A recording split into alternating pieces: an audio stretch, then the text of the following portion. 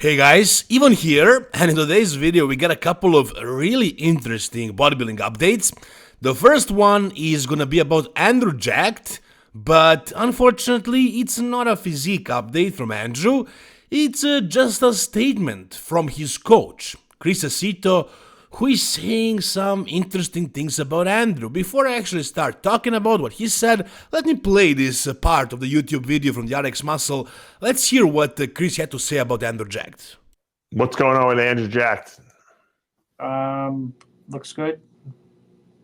Looks like Texas, I would say. Yeah, you think he's at that level right now? Yeah.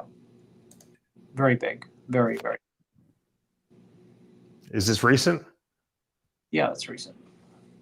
He looks enormous. All right. He is good. He is big. That's it. I mean, let's be honest, guys. We've heard about Andrew Jacked from Aceto so many times so far, even before the Mr. Olympia. And did he deliver at the Mr. Olympia? Not really. No. Was he big? Yeah, for sure. What he wasn't, though, is conditioned. He was lacking conditioning, especially in the lower body from behind, and also his side poses should have been done better. I don't think he needed more size, maybe a little bit like in the hamstrings, mainly, but I think he could have improved those side poses with posing. That just it, by tweaking him a little bit.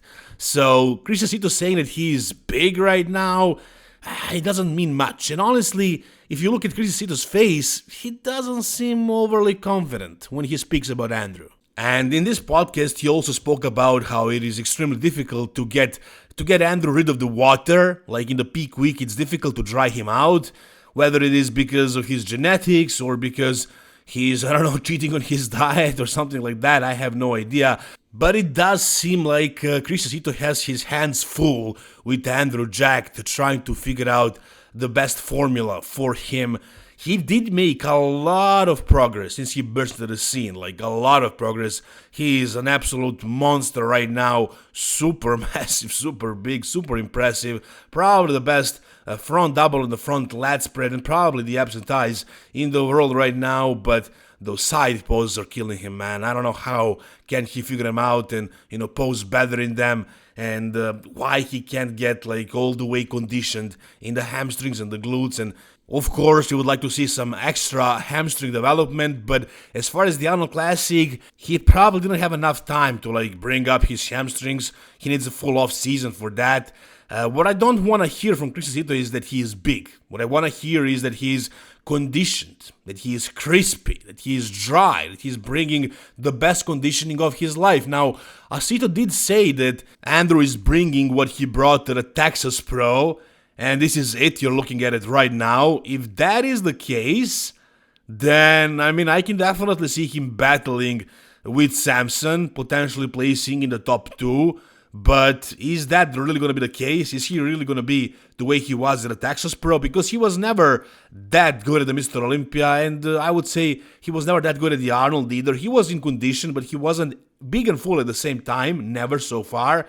If he truly brings what he brought to the Texas Pro, if that's really the truth, which it doesn't really sound like it is. To be honest, Aceto doesn't really sound like he's super confident about Andrew Jacked for the Arnold Classic, but let's say what he's saying is true.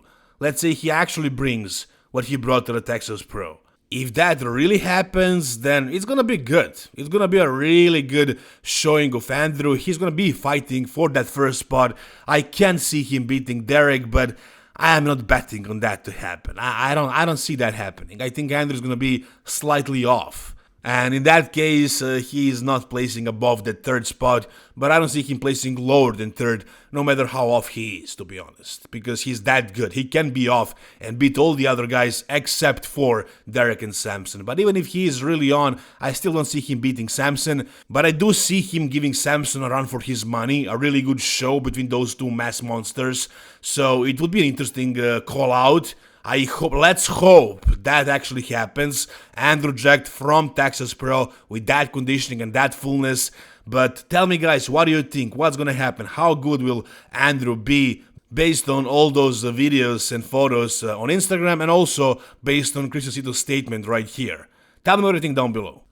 Alright, the next thing we got is, the next guy we got is William Nieviera, if that's how you pronounce his last name. I'm probably butchering it, but who is this guy? You're wondering, who the hell is this guy? Well, this guy is supposedly Sam Sulek's biggest competition. And I don't know if that's really true, because I don't think the list is out there. It's not a pro show. The guys will probably sign up on that day. But from what everybody is saying on social media, this is the guy. This is Sam's biggest competition. So let's take a look at this guy. Let's take a look at his physique right now, and let's see, can Sam Sulek actually beat him? Alright, that's a pretty good V-taper. Pretty good aesthetics. A little bit slim in the leg department, especially from behind and from the side, which is exactly Sam Sulek's weakness as well. Upper body does look very conditioned, really hard, grainy. Aesthetics-wise, you know, pretty good shape overall. I wouldn't say he's the most detailed, like he doesn't have probably the best muscle maturity, but, you know, the shape of the arms, the shoulders, the chest looks good. Back is also very good. I think he's a shorter guy based on his Instagram photos, standing next to the other people, so I think he's a very short guy. I'm not sure about that, but as far as like his shape, his conditioning, his development, overall, his physique, I'm not overly impressed, to be honest, guys. Can he beat Sam Sulek? Maybe. I think they're very close, I would say, but is this a really good amateur? Well, let's be honest, guys, not really. I mean, we saw so many like great amateurs, guys, that we knew that were gonna turn pro and really do well as pros. I mean, this guy, he's right here on the right. I don't know how tall the other two guys are, but as you can see, he's the shortest one, so he's probably not very tall.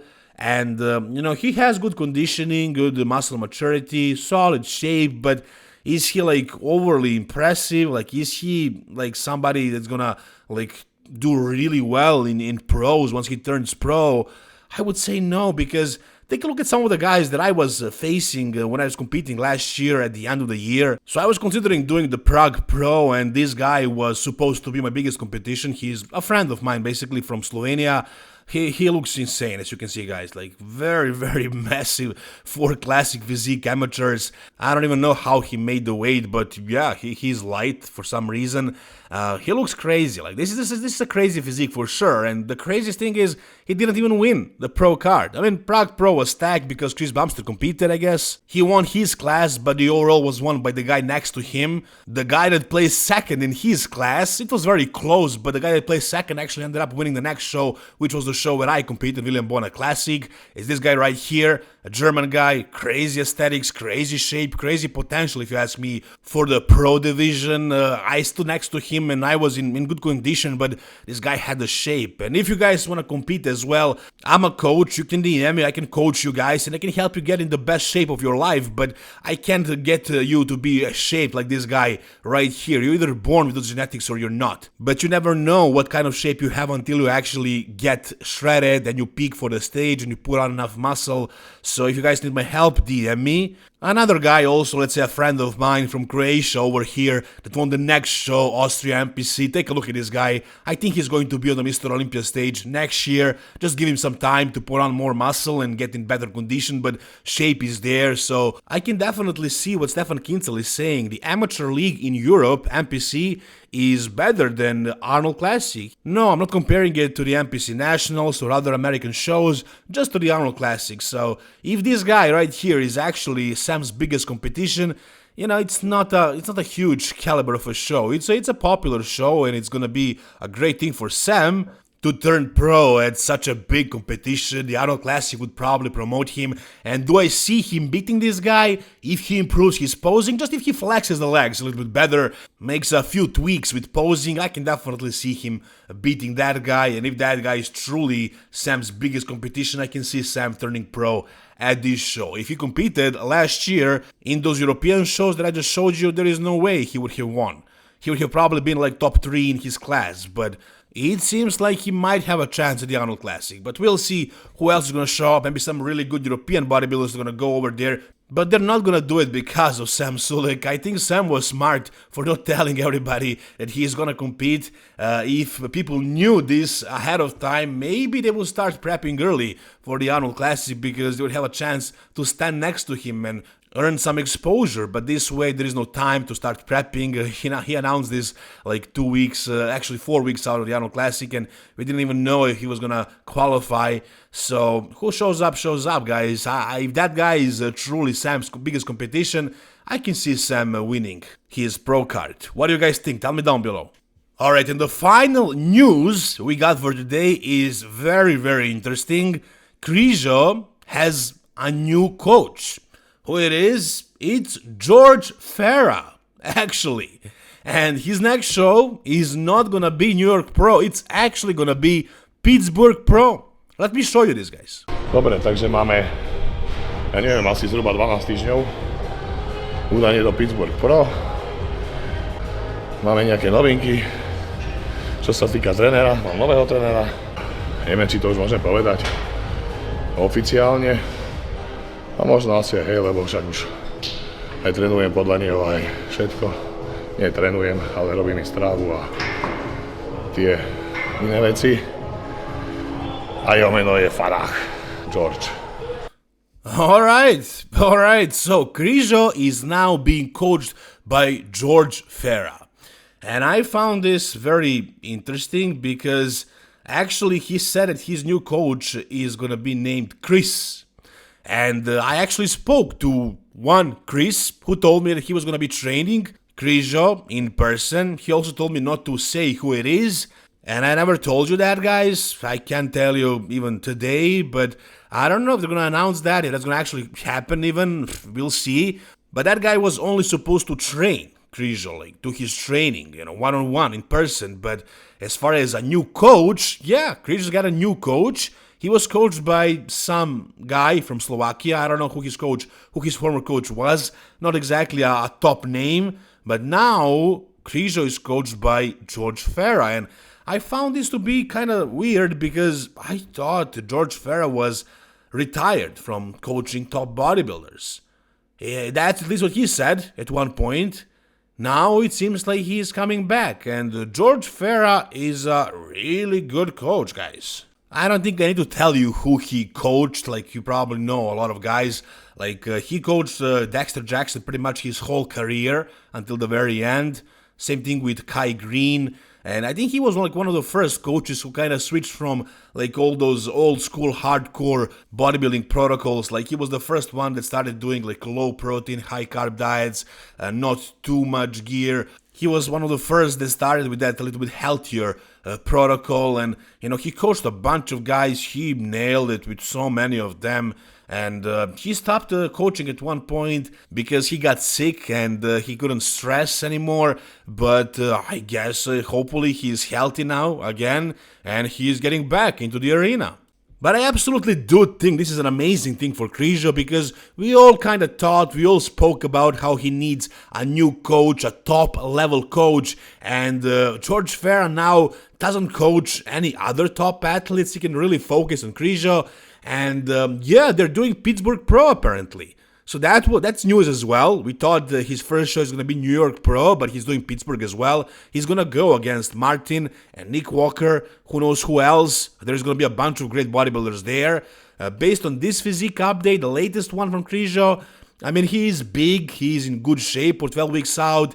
But apparently, that one part of his body kind of looks smaller. However, the photographer of this photo commented in one of my videos and told me that he actually took this photo in the mirror, so that's why that one side looks smaller. So we'll see how is that gonna look like on stage, whether he's gonna be at his best after his shoulder surgery. But this news that he's coached by George Farah is definitely a promising thing for Krizo, and it's very exciting that we're gonna see him at a Pittsburgh Pro stage as well. Whatever you guys think about this, tell me down below in the comment section. If you guys want to support this channel, just go to the Hostile Supplements and buy whatever you need. Just make sure to use the code EVEN10 for a 10% discount. That's how you can support this channel if you want me to keep this awesome content for you guys. And if you are enjoying this content, just please subscribe to the channel if you haven't already. Thank you guys so much for watching. See you soon, all the best, and bye-bye.